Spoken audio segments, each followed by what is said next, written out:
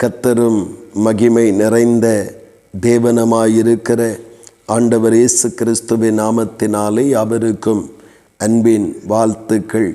தேவன் தாமே ஒருவரிலும் இன்னும் அதிசயங்களை செய்வாராக. இந்த நாளுக்குரிய தியான வசனம் சங்கீதம் 142 அதனுடைய 7வது வசனம். எனக்கு நீர் தயவு செய்யும்போது நீதிமான்கள் என்னை சூழ்ந்து கொள்ளுவார்கள் என்று சங்கீதக்காரனாகிய தாவீது சொல்லுவதை நாம் இங்கே பார்க்கிறோம்.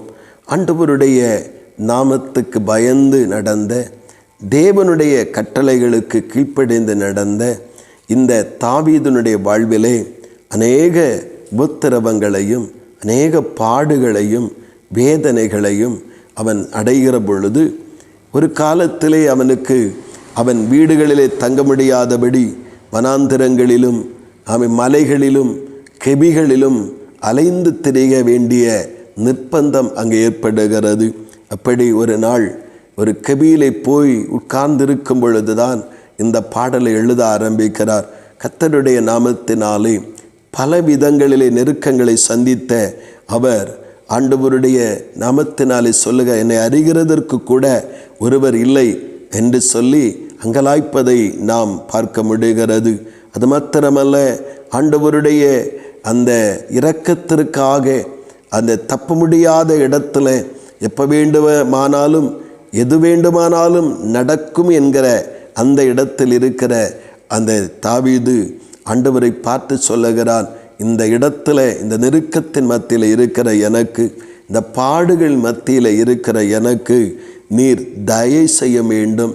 நீர் தயவு செய்யும் பொழுதுதான் ஆண்டவர் என்னுடைய வாழ்க்கையிலே சந்தோஷமான காரியங்களை, நாட்களை நான் காண முடியும்.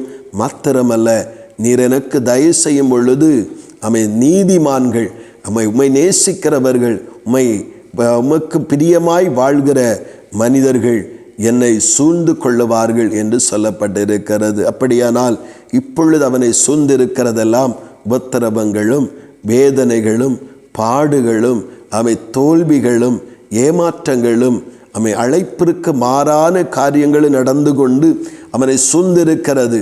கர்த்தர் தயவு செய்யும் பொழுது அவனை சூழ்ந்திருக்கிற பயங்கரங்கள் எல்லாம், பாடுகள் எல்லாம் விலகி கர்த்தருடைய நீதிமான்கள் சூழ்ந்து கொள்ளுவார்கள் என்று அவன் அறிக்கையிடுவதை காண்கிறோம்.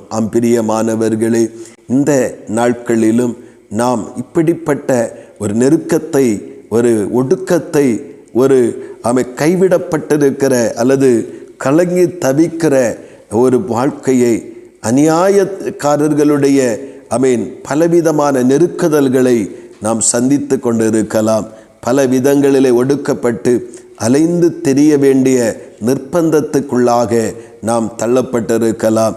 பல நேரங்களிலே ஒளித்து கொள்ள இடமில்லாதபடி அல்லது மறைந்து கொள்ள இடமில்லாதபடி நாம் கலங்கி தவிக்கலாம். இப்படிப்பட்ட சூழ்நிலையில் இருக்கிற நாம் இந்த சங்கீதக்காரனைப் போல தேவனை நோக்கி கூப்பிட்டு தேவனுடைய சமூகத்திலே நம்முடைய விண்ணப்பங்களையும் வேண்டுதல்களையும் தைரியமாய் சொல்லுவோம்.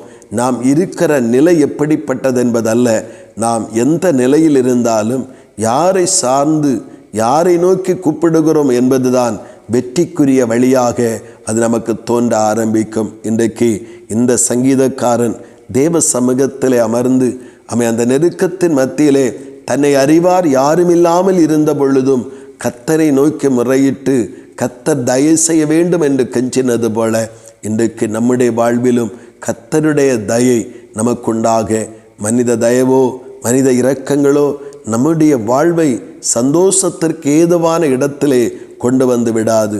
ஆனால் கர்த்தர் எந்த நெருக்கத்திலும் இருக்கிற, எந்த பாடுகளுக்குள்ளும் இருக்கிற ஒருவருக்கு தயவு செய்யும் பொழுது அவனை சூழ்ந்திருக்கிற, அவனை முன்னேற்றத்திற்கு தடையாயிருக்கிற, அவனை ஒடுக்கி கொண்டிருக்கிற எல்லாம் ஒரு வெயிலை கண்ட பனியைப் போல உருகி போட ஆரம்பிக்கும். கர்த்தருக்கு பயந்திருக்கிற, கர்த்தரை சார்ந்திருக்கிற தேவ பிள்ளைகளை நீதிமான்கள் சூழ்ந்து கொண்டு கர்த்தர் செய்த நன்மைகளை குறித்து ஆச்சரியப்பட்டு தேவனை துதிக்க ஆரம்பிப்பார்கள். இந்த காலை நேரத்தில் நம்முடைய ஒடுக்கமான நெருக்கமான கைவிடப்பட்ட மனிதனால் மறக்கப்பட்டிருக்கிற சூழ்நிலைகளிலே நாம் கலங்கி சோர்ந்து போகாதபடி நமக்கு தயவு செய்கிற, நம்மை சூழ்ந்திருக்கிற, நம்மை மறைந்திருக்கிற, நம்முடைய வாழ்வை நெருக்கி கொண்டிருக்கிற இந்த நெருக்கத்திலிருந்து கர்த்தர் விடுவிப்பார் என்கிற நம்பிக்கையோடு கர்த்தருடைய தயவுக்காக கெஞ்சி காத்திருப்போம்.